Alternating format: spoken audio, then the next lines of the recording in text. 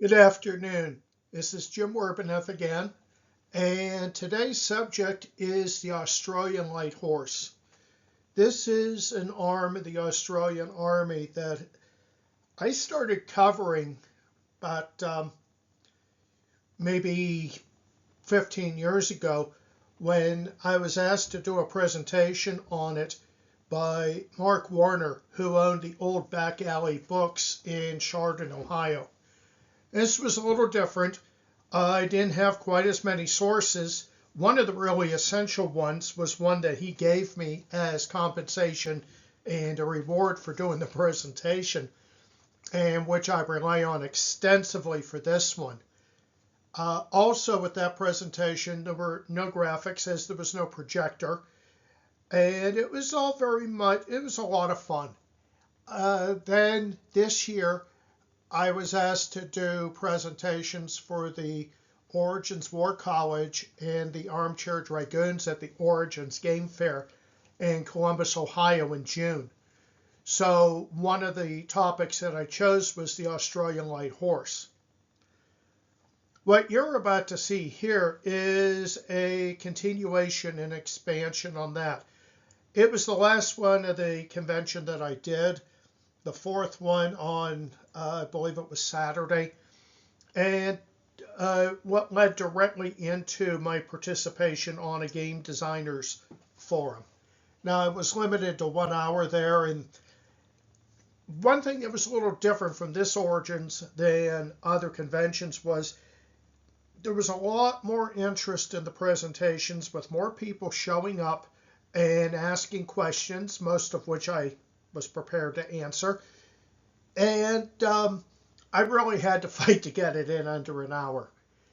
That was due to the extreme fascination, or at least professed, by members of the audience, which was very, very good to see, and which I hope to be seeing again in 2026 on my return to Columbus.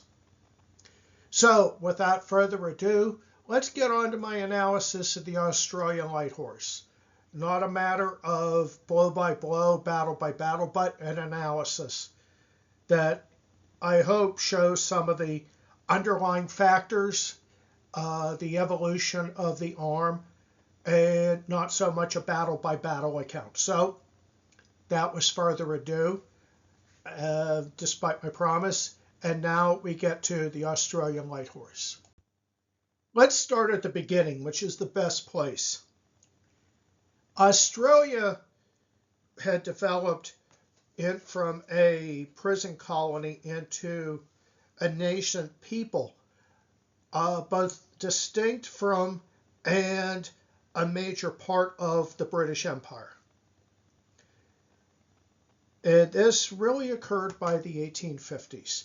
And as this happened, there was perceived to be a need to defend the colonies within Australia from external threats. This occurred at the colony level, what correspond roughly to the states of current Australia. There was no federation, there was no Commonwealth. You had separate colonies, independent from each other, but answering to the British Crown. Now, there was a need for defense, but it was probably the least likely event and the lowest need of any of Britain's colonies. They weren't going to be attacked by Antarctica. However, there was a possibility that Russia might land naval landing forces on the coast, small ones.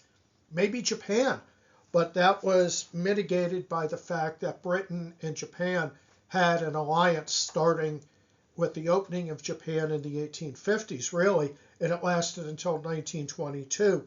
So Japan was a very remote threat in the middle of the 19th century. Now, the easy thing here, the easiest choice, was to build and maintain fortresses to guard the harbors. This is actually cheap and easy, and it corresponded and paralleled American efforts at the same time. That the United States Army invested a lot of resources into seacoast defense, something that I covered in another presentation for the Armchair Dragoons for one of their online conventions. But fortresses are an engineering problem rather than an organizational one. And you can build fortresses. They don't have the versatility of a navy. They're not going to go out and threaten anybody, but they can help safeguard your own cities and harbors.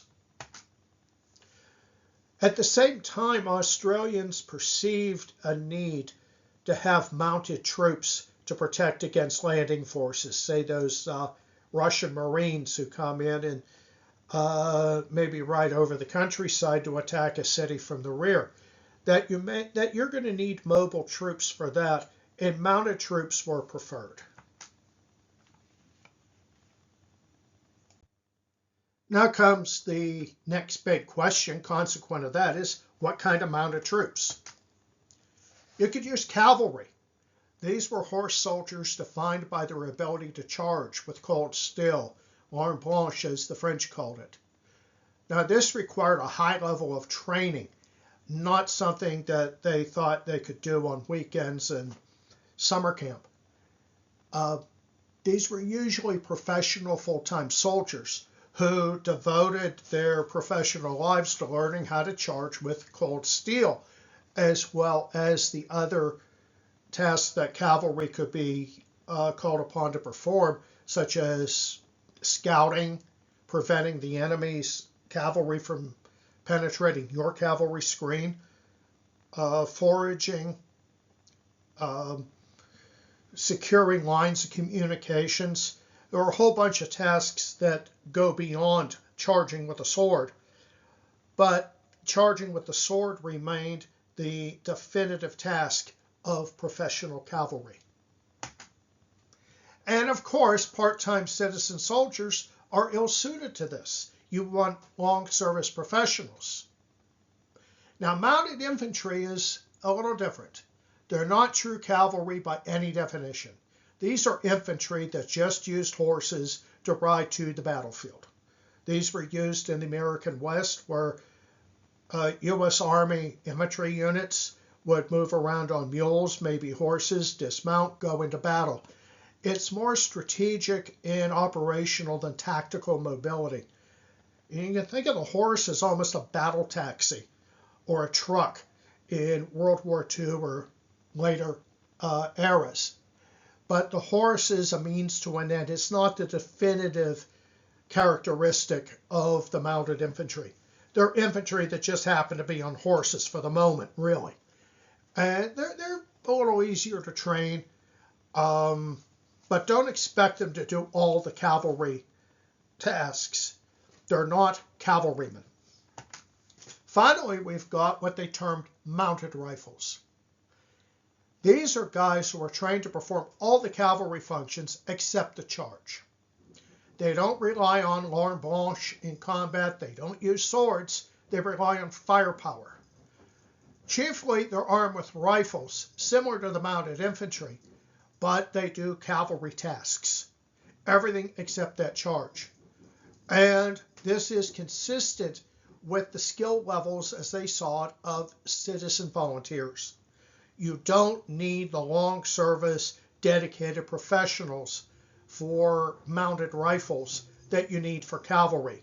But you need more training, you need more development of doctrine, if you will, than you do for mounted infantry. I wouldn't even call it an intermediate step between the two. Mounted rifles are cavalry, just without the shock value, without the ability to charge with steel. But this made it accessible to militia and part-time citizen soldiers. Now, the origins of the mounted light horse are rather mixed, and this is due to the mixed, varied motivations of the troopers. There was a desire among many men to engage in military activities. It looked fun.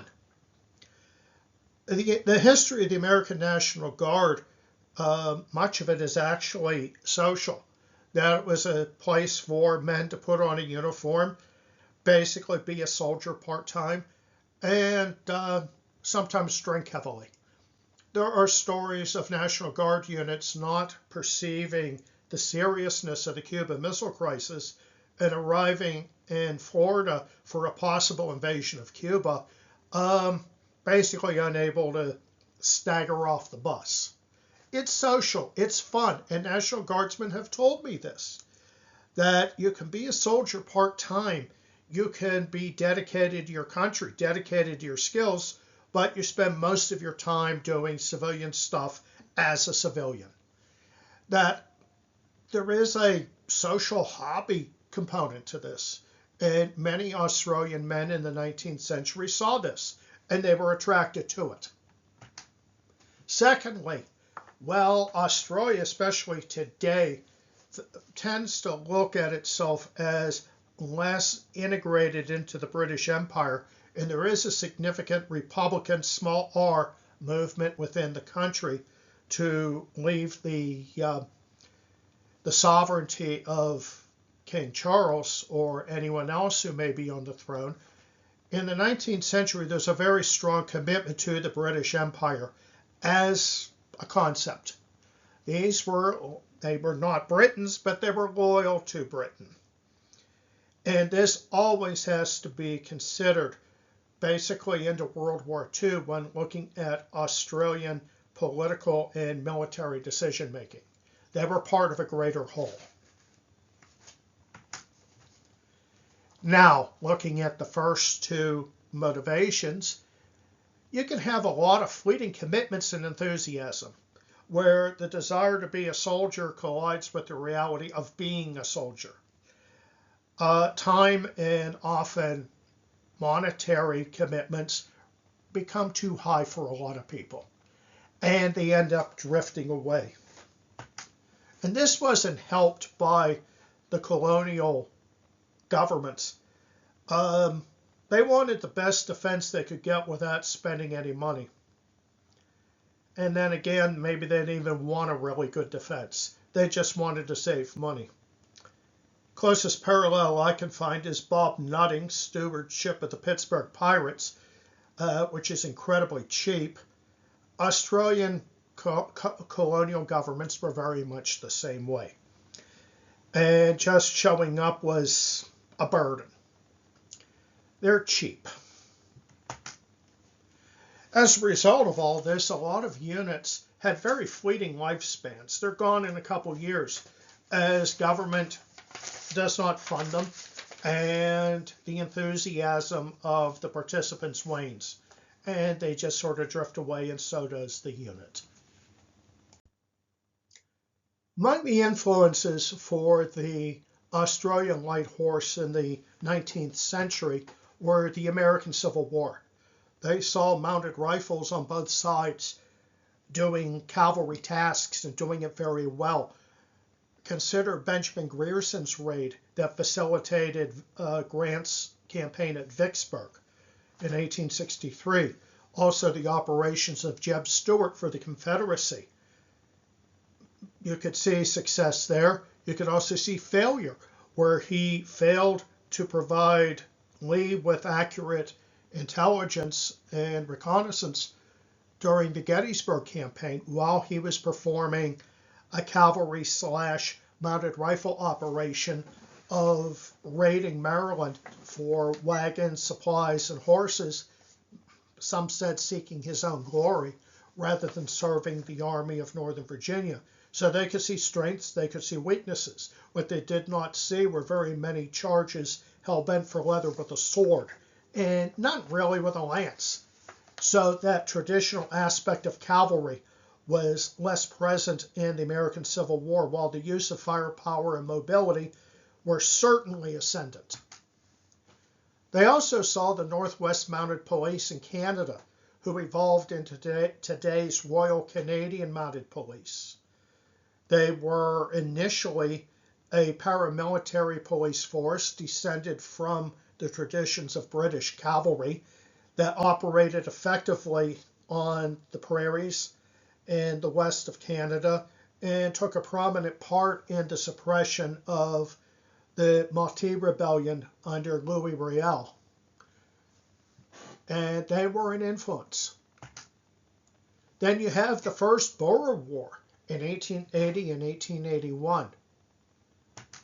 And the British and Imperial forces there saw real similarities between the Afrikaner Boer citizen soldiers and the Australian rural population. That the Boer commandos were basically mounted rifles. And they were very similar in some ways to the Australian farmer population. And there was a perception that the Boers can do this, the Boers should do that, and so should we. Now, presiding over this for much of it at the end and during the formative years is Edward Hunton, whom you see on the right. He was a British cavalry officer who was sent to New South Wales, today the state around Sydney, to command its defense forces. He did this from 1893 to 1896. He was a firm and competent advocate for mounted rifles. Really their founding father, and thus the founding father of the light horse. He was also arrogant, irritating, and not a great politician in a job where he had to deal with politicians. His personality may have been his biggest drawback, but as an officer, I find him to be extremely competent, and for all of his issues, shall we say, extremely important in the birth of Australian defense policy. Now, operationally, when the Second Boer War began, he went to 1900 to South Africa to command the 1st Mounted Infantry Brigade, which consisted of Australian, New Zealand, and Canadian troops. So he had an operational role as well as an organizational and, dare I say, political one. And the political part could be a problem. The Second Boer War was an important event in the growth of the Australian light horse. There was a lot of enthusiasm in Australia for this. They had a popular commitment to the British Empire and a strong sense of loyalty to it. And when Britain gets into a war, they wanted in the war to show their commitment and show their importance to the empire. It's a little difficult for a lot of people today to consider, but they had a strong commitment to imperialism, as it were, and to the mother country. And it's definitely something that the United States has not had towards Britain, really. We lost ours after the French and Indian War, or as Europeans sometimes call it, the 7 Years' War in North America. Australia was still very, very loyal to the British Crown and the British Isles and the Empire. So they were enthusiastic to go fight the South African Afrikaner commandos. Now, their contribution were mounted rifle units, primarily. As planned and as their forces were organized, this was entirely logical. Now, the performance was a bit uneven, at best. They had very good early leadership, but as they were rotated out, the later leaders were in some ways emblematic of a second string, that they were not quite as good as the guys who went in the first wave. So that element of their character actually declined as time went on. And their treatment of the horses was abominable. This is something that Australian writers have referred to as horse mastership, which is separate from horsemanship. Horsemanship knows you know how to ride, you know how to ride well, you can shoot from the saddle. It's what we see in the Olympics, what we see in the Royal Canadian Mounted Police musical ride. This is horsemanship, Horse mastership is different. This is taking care of your horse. And the Australians showed no commitment to it and no capability. For one thing, South Africa is a difficult place for horses. The smaller Afrikaner ponies were used to it. They grew up there. They were acclimatized. The Australian horses were not. It should have taken about 6 months to acclimatize a horse to the new environment. They didn't get that chance. They were committed to operations immediately, especially as the British perceived an emergency as Afrikaner commandos advanced deeper into Natal. So they committed their Australian light horse very quickly. And there's also a bad habit among the troopers. They did not want to walk alongside their horses. One of the things that cavalrymen can and should do is get out of the saddle, take the strain off the horse, walk alongside it, give it a rest. The Australians took us to an extreme of never getting off. They saw that as a failure, made them too much like infantry, and it was a matter of stupid pride. Now, the troopers didn't really suffer from this nearly as much as their mounts did, and they had very, very high and very unnecessary attrition. They should have paid attention to earlier British experience, primarily in India, where horses were given time to acclimate to the climate and to the different forage and the grass in their operational area. British cavalrymen were better at getting off their horses and walking alongside and actually caring about the horses. The Australians were very cavalier about this, and the poor horses were the ones who suffered. Some big changes happened in 1901. First of all, Australia became a federation on 1st of January 1901. No longer did you have a set of separate colonies, each with its own responsibilities, acting as an independent entity. Now they were within a commonwealth of one country, which it remains today. This requires the foundation of an Australian National Army. You no longer have a New South Wales Army, a Tasmanian Army, the smallest of the bunch, or one from Queensland or Western Australia. Now you have one Australian National Army. And to command it, Edward Hutton returns, and he stays from 1901 to 1904, and again, he is a founding father of the Australian Army. Along with all this comes the introduction of universal military training and the definition of a militia-based citizen army for national defense. Think maybe a little bit like Switzerland, but committed to serving only within Australia. And this is very important because this is going to lead to some major changes in World War I. But Australia started off with universal male military service and universal training. So this gives it a capability that I don't think very many British Empire colonies ever had.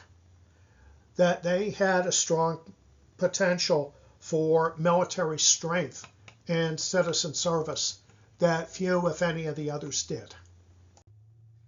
Now, because the citizen force is not really allowed to serve outside of Australia, when World War I starts, Australia wants to commit troops to Imperial defense and the British war effort. They can't send the troops, they can't send the units they already have, so their solution is basically to invent a whole other army, the Australian Imperial Force. And this is not for defense of the continent, this is for defense of the empire overall. And they're founded at the start of World War I, explicitly for this service outside of the country. It's all volunteer, and new units are formed from scratch, but many of the members come from the existing citizen force.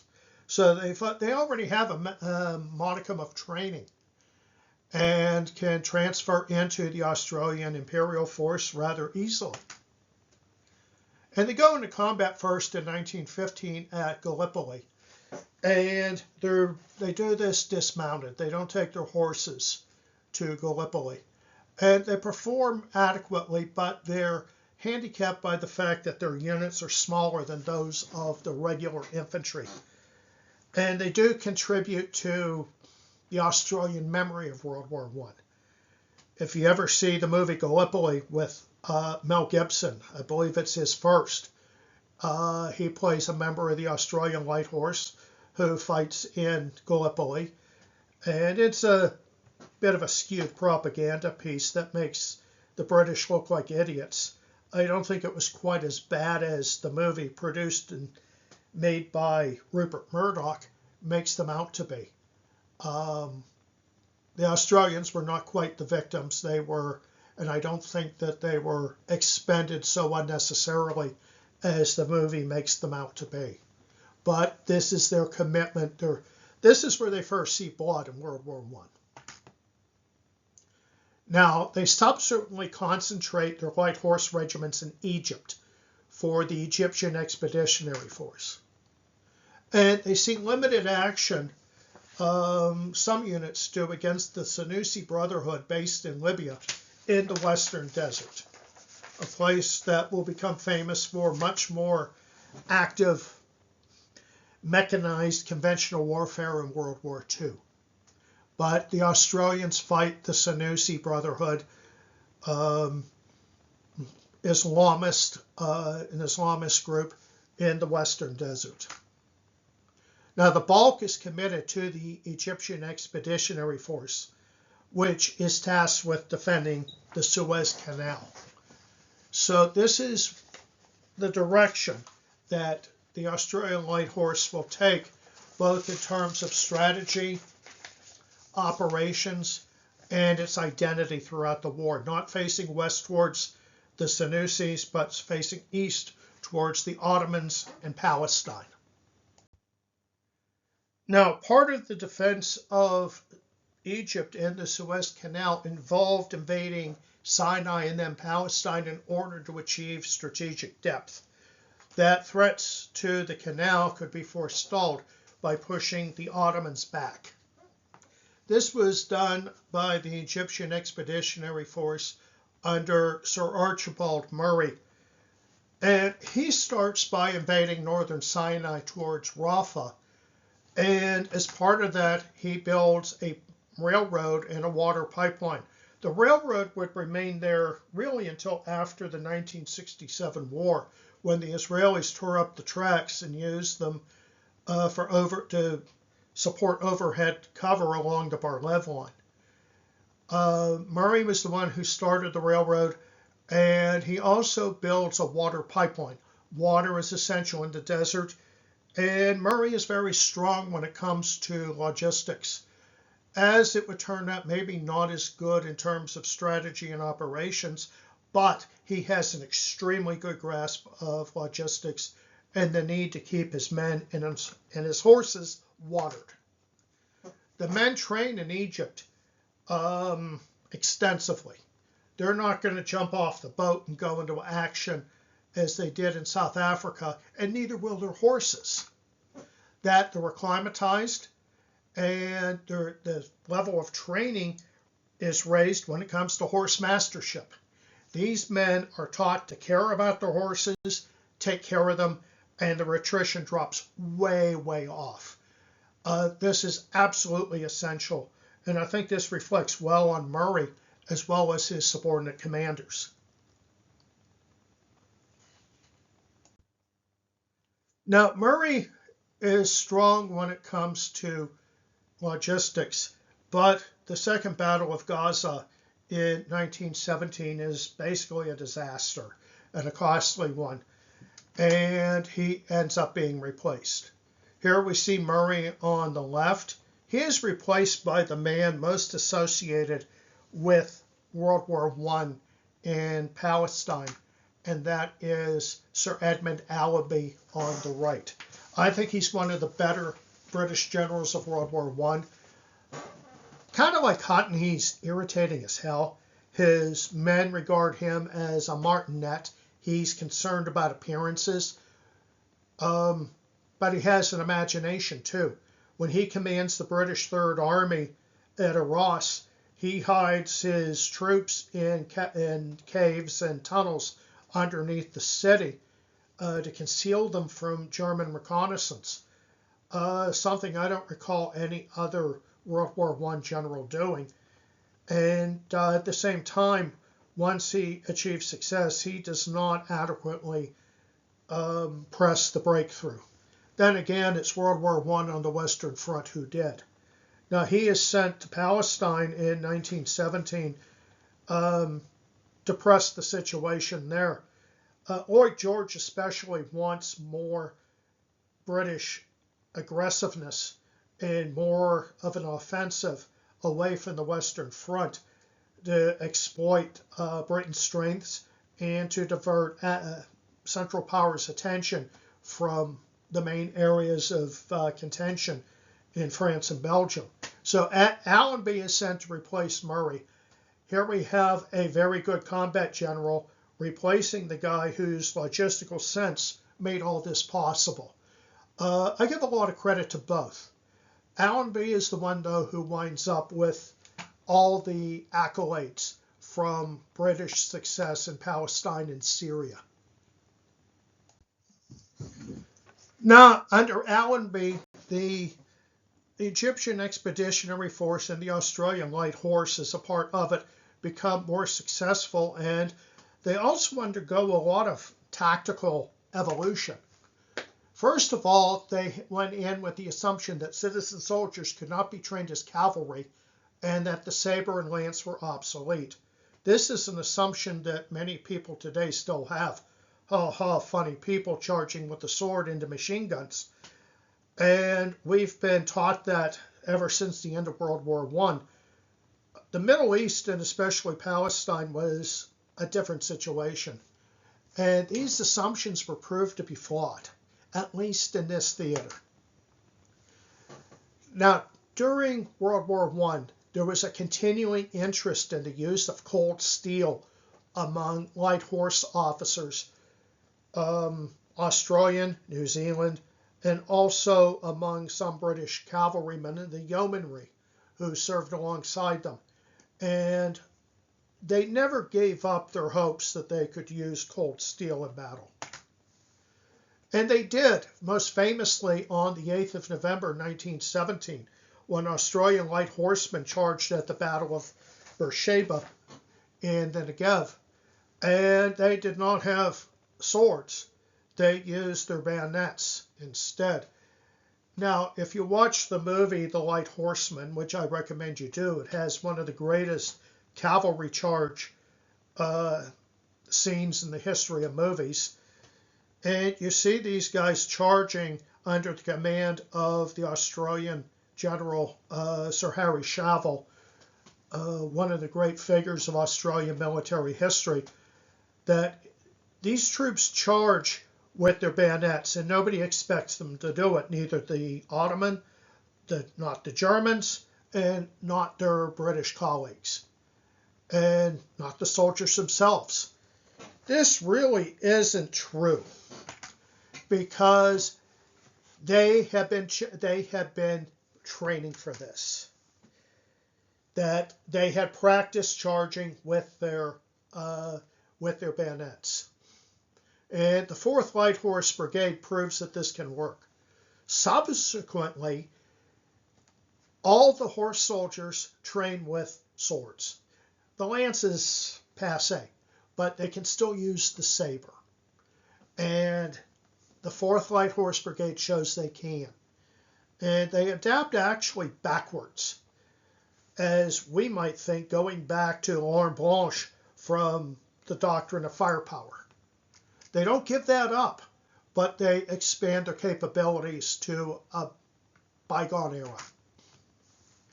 And this comes into great usefulness during the pursuit of the Ottomans after the fall of Jerusalem. From here on in, it's basically the Imperial troops in the ascendant, the Ottomans are fading. The sick man in Europe is terminally ill, and they're falling back northward through Palestine and then into Syria. And it's really just a matter of time before they're defeated. Now, the light horse, both Australian and New Zealand, show that they're instrumental in this, and they show the use of combined arm tactics being extremely effective. This is not some crazy commitment to everybody pull their sword and charge blindly. Rather, they use combined arms. They would have dismounted light horsemen firing at the Ottoman positions frontally, supported by British artillery. And they would fix their positions. They would keep the Ottomans in place and suppress them. And this was followed up by a charge to either flank by mounted light horsemen, therefore resulting in the rout of the rearguard position. And this is where swords came in. It was in that coup de grace against the Ottoman defenders.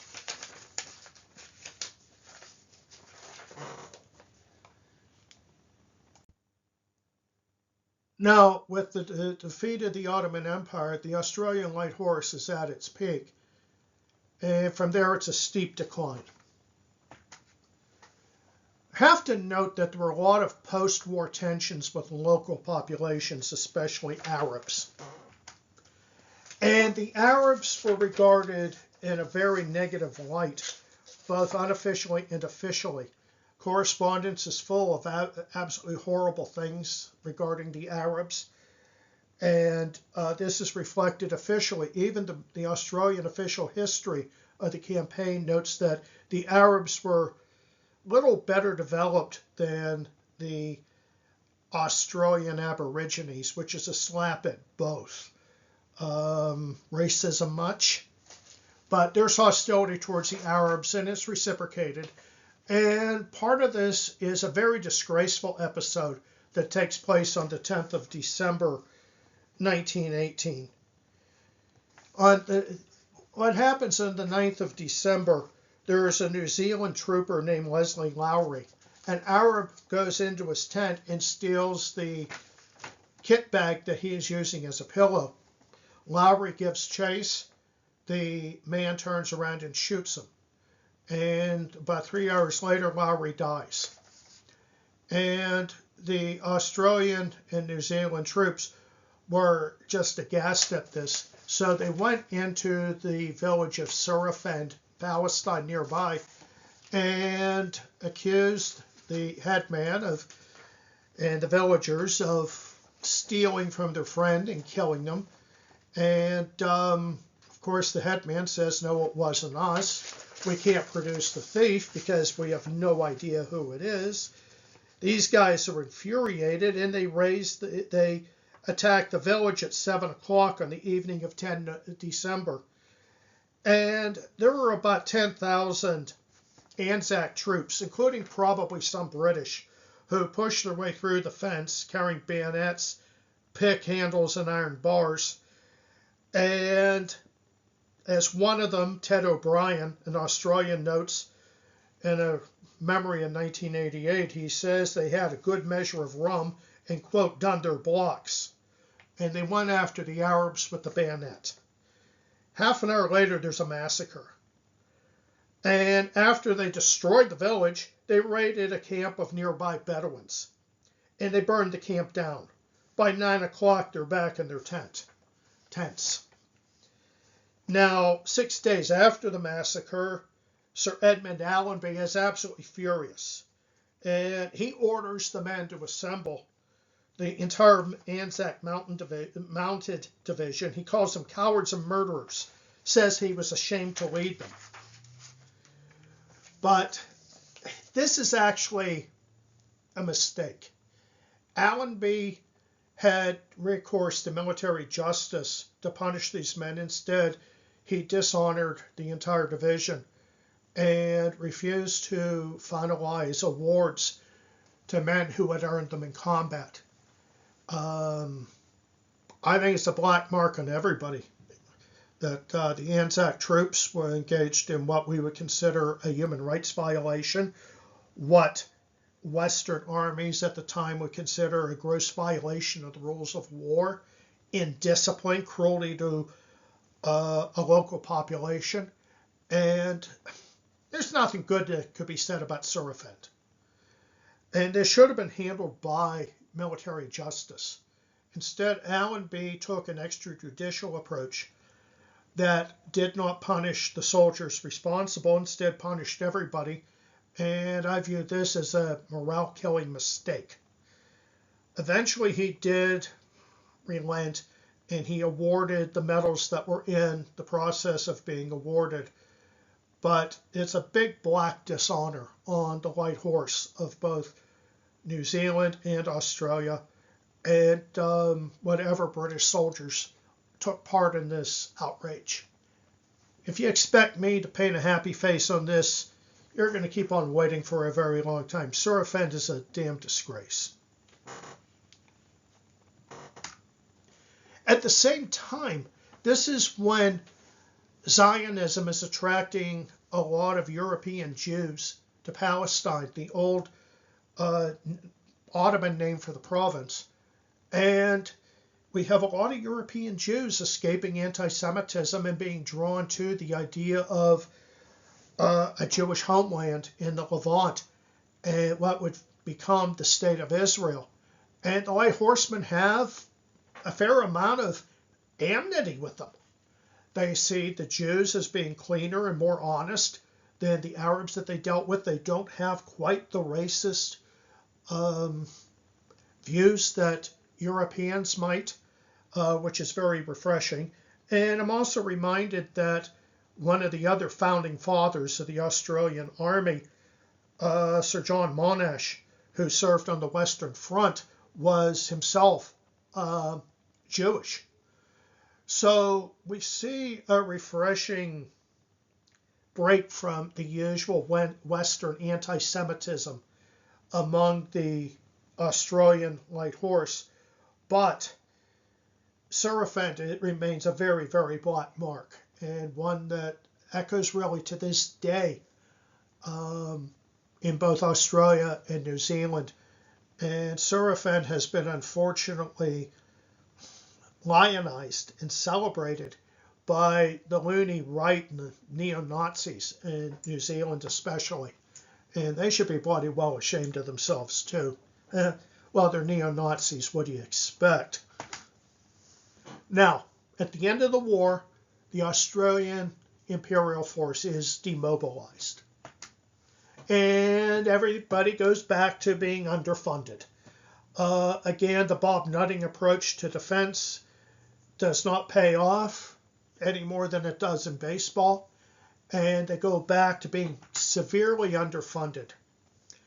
Part of this is that their doctrine does not evolve.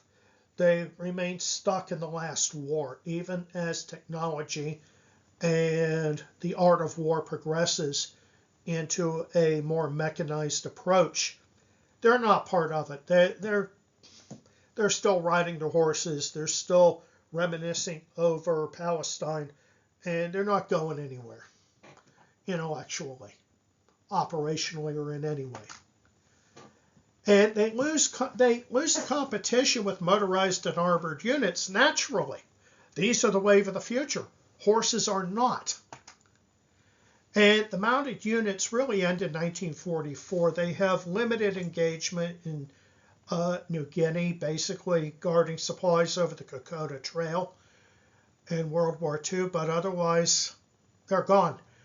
Now, their traditions live on in the modern Australian Army. They remain a major part of the Australian Anzac myths and legends.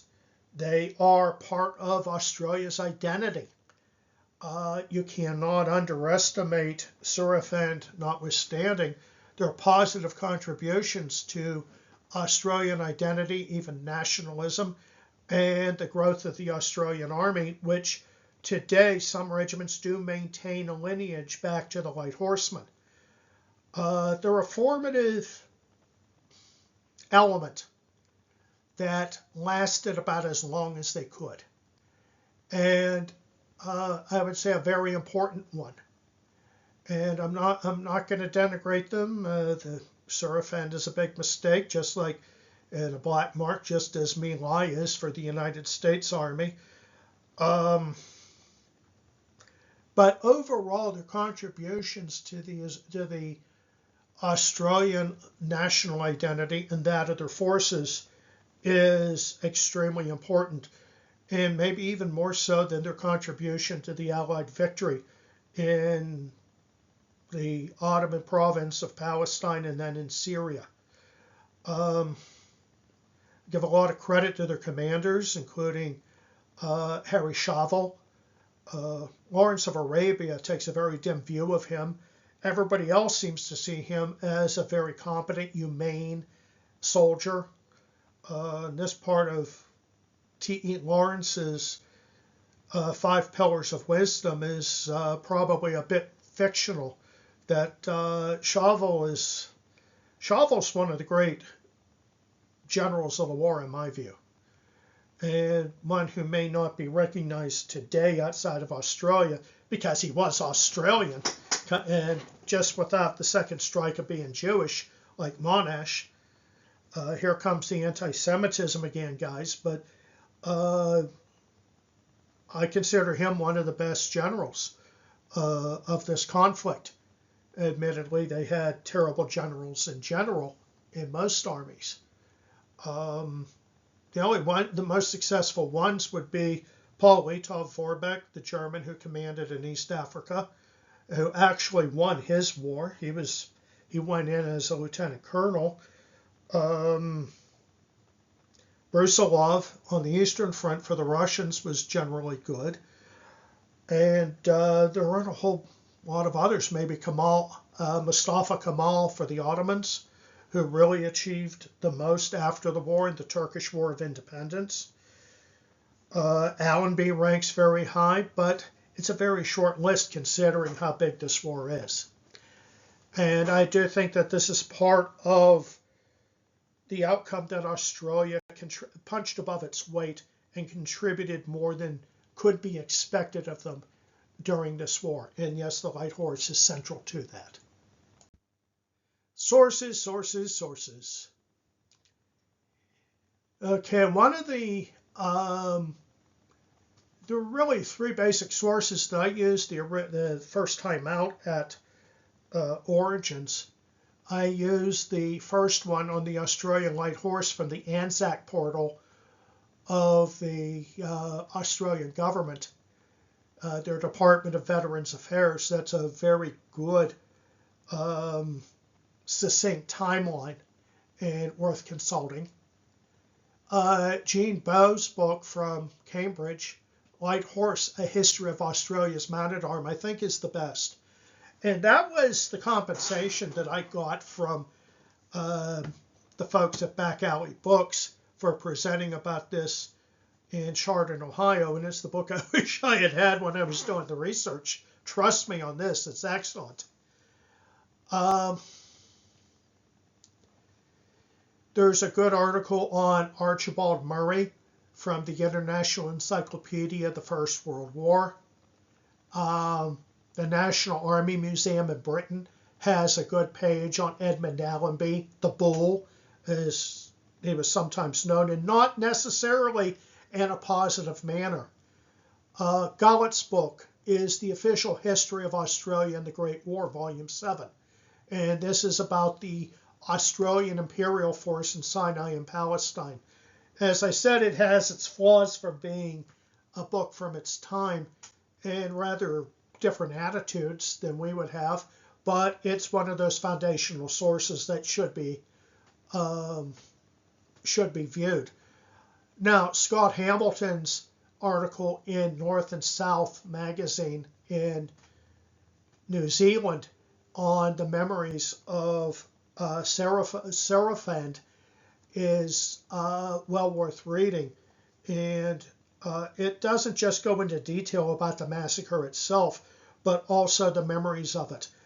how this black mark is celebrated by lunatics in New Zealand, the kinds who go into mosques and shoot them up.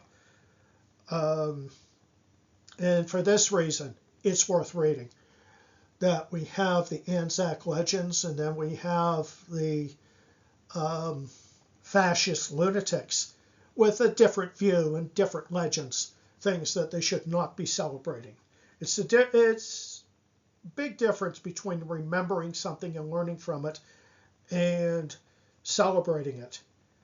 Keep on thinking of Danny DeVito's portrayal of the Penguin in the second Batman movie, where he says, "I put on my mantle what you flushed down your toilet." And this could be applied as well to the fascist right, such as it is in New Zealand, with their celebration of the Surafend massacre. But these are all worth checking out. There are a lot more sources out there, especially generalized ones on World War I and World War I in the Middle East. But these are the ones that I think are most important that I used when looking at the Australian Light Horse. Now, the end. I'd like to invite you all to subscribe, like, look for notifications, and share with your friends. I don't do this just for 2 people. I was lucky to have about 20 in the hall in Columbus in June for this, and I'd love to see more people check out the Australian Light Horse, their traditions, their role in the formulation of Australia and the Australian military, their place in the Anzac legends. And in general, I think this is something well worth reading more on. And I certainly will. I seldom stop with the research of something if I'm really interested in something. And believe me, I'll be reading more. In fact, I just did today. So with all that, I'd like to thank you for your time, and I appreciate your interest, and invite you all to like, subscribe, and share. Professors, teachers, you're invited to use it as a teaching tool. As far as students go, please use it for research. And if you have a teacher or professor says, "This guy's not real serious, he's not an academic," well, like crap, I'm not. Send them my direction. I'm a professor. I'm a military historian. I can talk to your teachers and be happy to justify your use of any of the resources that I have put on YouTube or any place else. So get the most out of it. Use it. Learn more. And again, thank you for your time and interest.